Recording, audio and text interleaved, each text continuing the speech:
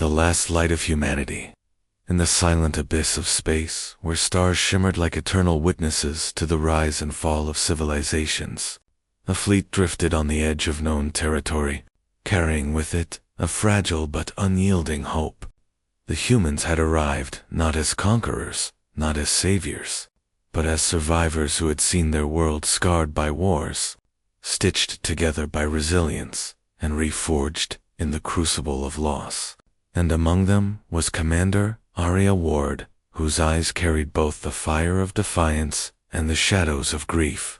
For she had buried friends on Earth's soil and sworn silently that if humanity was ever again pushed to the edge, she would not allow their sacrifice to be forgotten.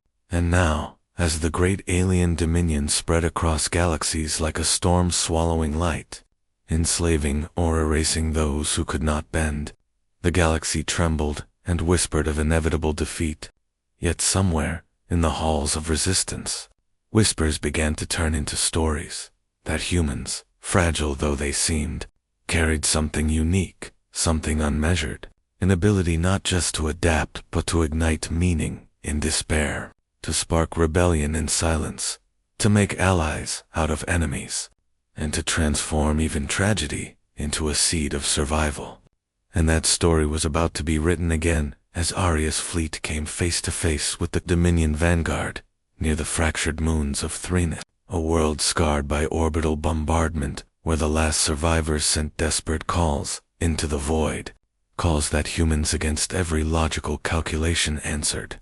The Thrini themselves, tall, luminous beings carved almost from crystal, could not fathom why humanity risked its thin fleet for strangers. For mathematically it made no sense, but when Arya stood before their council, her uniform singed and her voice trembling but unwavering, she said, "Because we know what it is to be abandoned. We know what it is to scream into the void and believe no one is coming. And we will not let you feel that same silence." And in that moment, even before the first shot was fired, something shifted in the galaxy. For the Thrini saw in this small species a mirror of their own desperate longing, and when the Dominion struck again, expecting easy conquest, they met not just Thrini defenses, but human ships that bled steel and flame across the dark, refusing retreat. Battles raged for days, every explosion echoing like thunder in the endless night. And though humanity's losses were severe, every death carved deeper meaning into the resistance. For unlike the Dominion, who calculated life as disposable, the humans remembered names, faces, laughter, and they carried the weight of the fallen as fuel, not chains. And word spread across other enslaved worlds, the Kalrith, with their obsidian skin and molten eyes, the Draven whose wings had been clipped by Dominion overseers, that somewhere out there was a species who fought not for resources, not for dominance, but for the simple, stubborn belief that no one should stand alone. And slowly, what had been scattered sparks of defiance began to connect into flame, alliances that the Dominion had never anticipated because they had forgotten the power of emotion, of irrational courage, of sacrifice for something greater than oneself. But humanity had not forgotten. Humanity lived by it. In the war councils that followed, Arya often stood silent while alien leaders argued numbers, probabilities, casualty estimates, and then when silence fell heavy, she would tell a story: a boy who had carried water through a burning village to save a stranger, a mother who had sung to her child beneath the ruins of a city until rescue came, soldiers who had stood back to back, knowing death was certain, yet refused to abandon their post, and each time, her words rippled across the chamber deeper than any strategic calculation, because they reminded every being present that war was not merely about survival, but about meaning. And the more the Dominion struck, the more the resistance grew. For every fallen world was not erased, but remembered in human songs. Every loss became a reason to fight harder.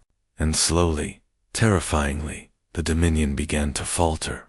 Not because they lacked ships or soldiers, but because for the first time they faced enemies who could not be broken by fear, who carried grief like a torch instead of a chain, who turned every defeat into a rallying cry. And as the battle stretched across nebulae that glowed with strange light, Arya Ward stood at the center of it, scarred but unbowed, whispering to herself the vow that had brought her here. Humanity may be small, may be fragile, but in the infinite night, they would burn bright enough to be seen, and that light would spread until even the darkest empire could not extinguish it. Yet the war was only beginning, for the Dominion was not a beast so easily wounded, and when their great armadas descended upon the shattered fields of Calrith, their ships were like floating mountains, blotting out the stars, each one powered by enslaved suns and captained by minds that had forgotten compassion.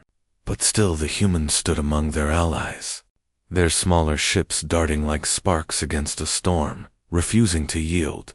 Arya Ward herself flew into the thickest of battles, her hands steady though, her heart ached with every scream across the coms, and when one of her officers begged her to retreat, she answered with a quiet fierceness, "If we retreat now, then every world watching us will believe hope is a lie, and I refuse to let hope die while we breathe."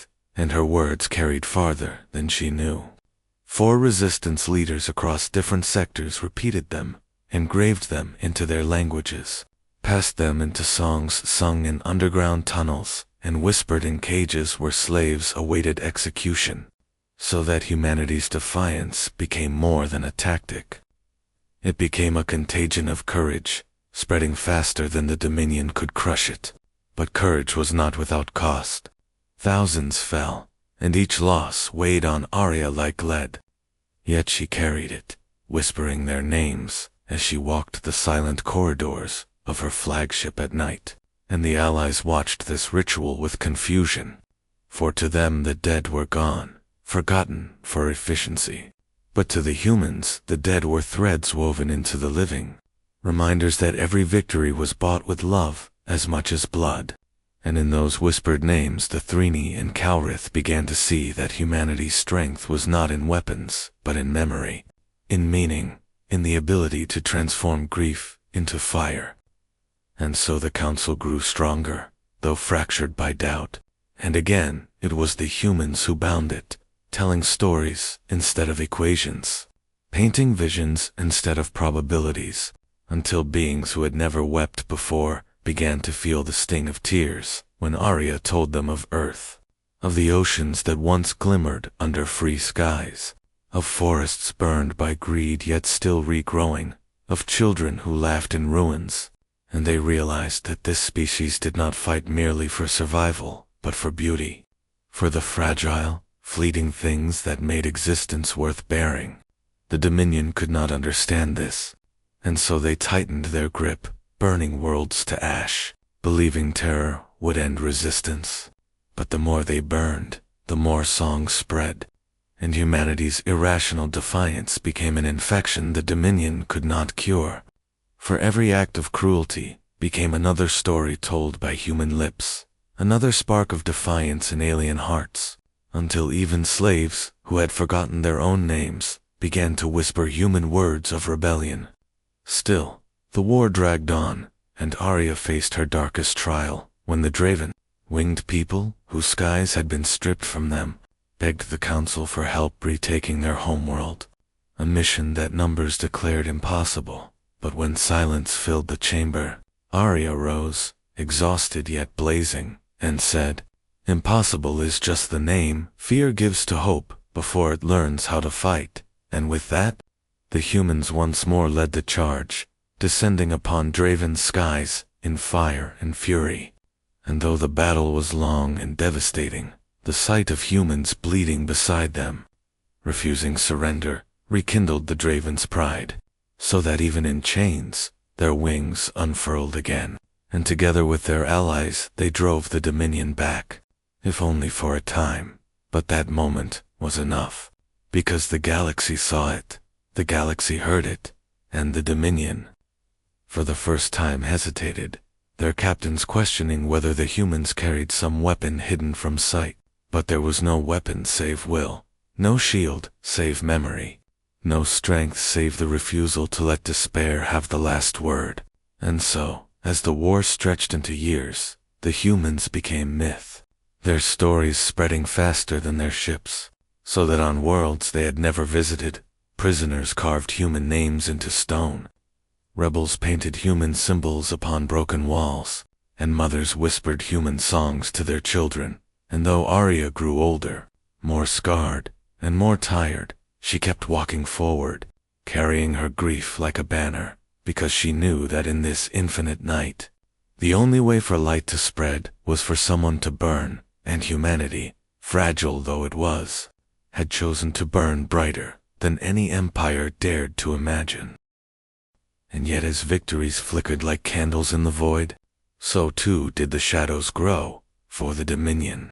Humiliated by defeats at the hands of those they had once called insignificant, unleashed their greatest terror, the Harrow fleets, constructs older than memory, piloted by minds stripped of identity and chained to machines that devoured entire star systems.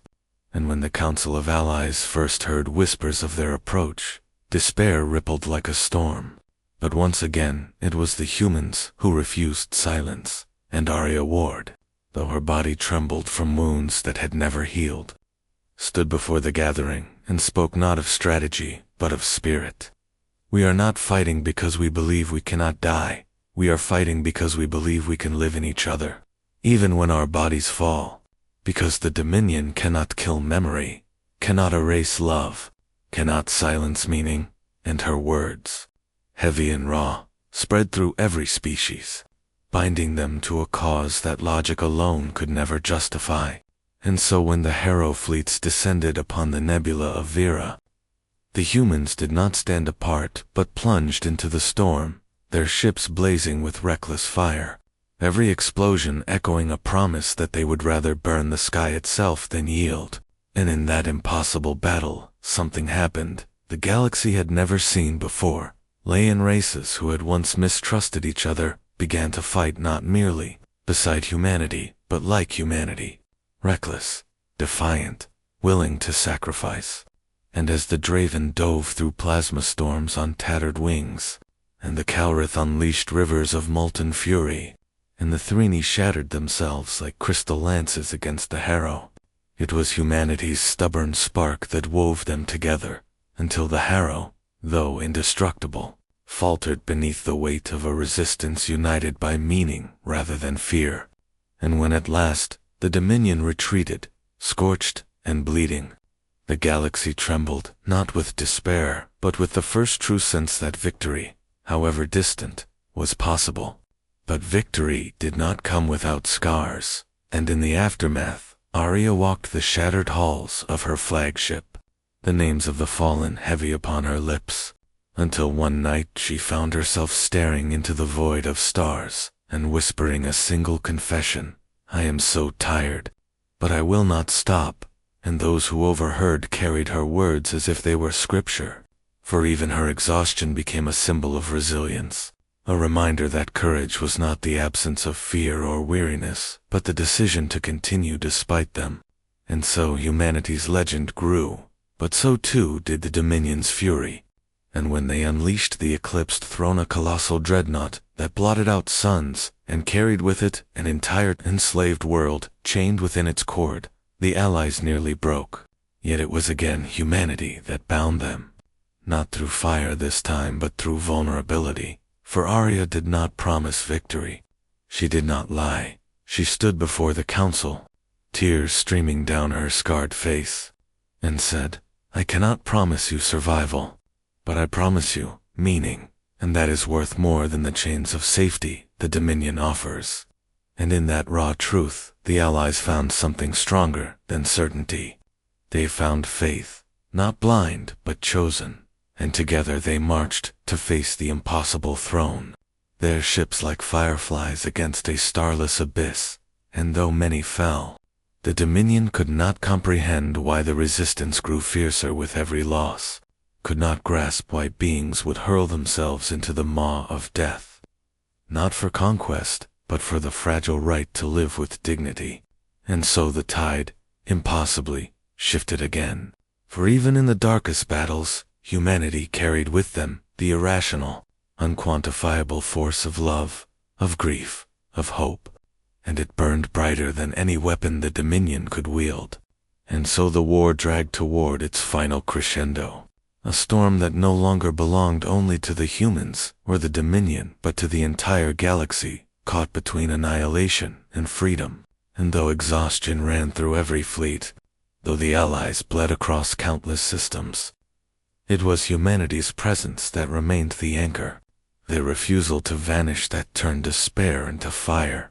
For even as the Dominion gathered their might into one last crushing blow, the Crimson Expanse, a region of space where gravity twisted like serpents and light itself, bent beneath invisible chains, humanity stood at the vanguard, their ships battered, their soldiers scarred, their songs echoing across channels like prayers to no god, but to one another.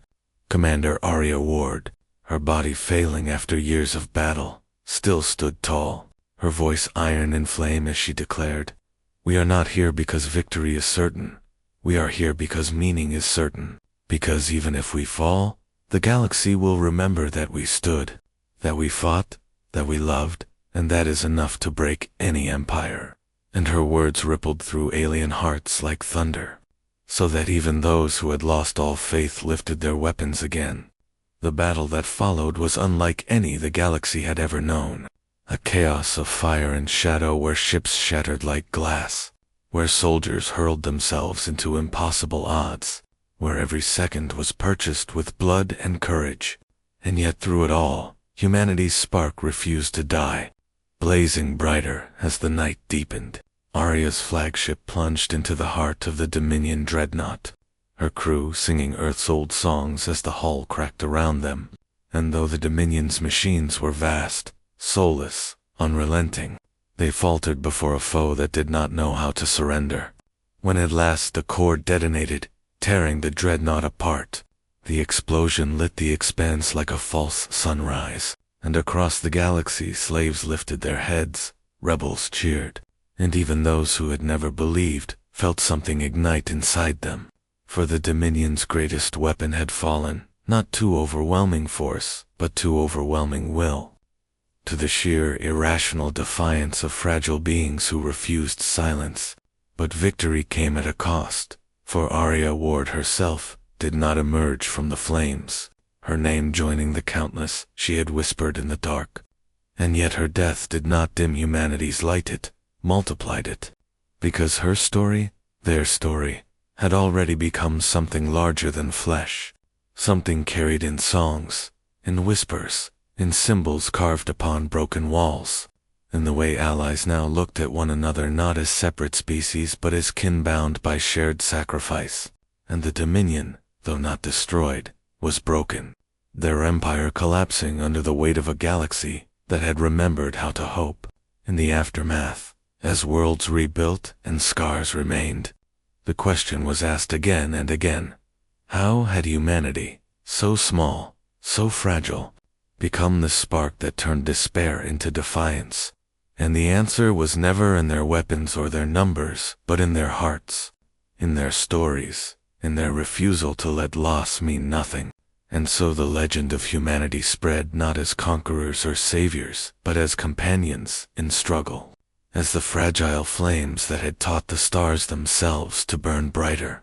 And in the silent halls of memory, where Arya's name was spoken, it was said that humans were not special because they were strong, but because they could be weak and still choose to rise, because they could be broken and still choose to give, because in the face of an infinite night they chose, again and again, to become light, and that choice changed the galaxy forever.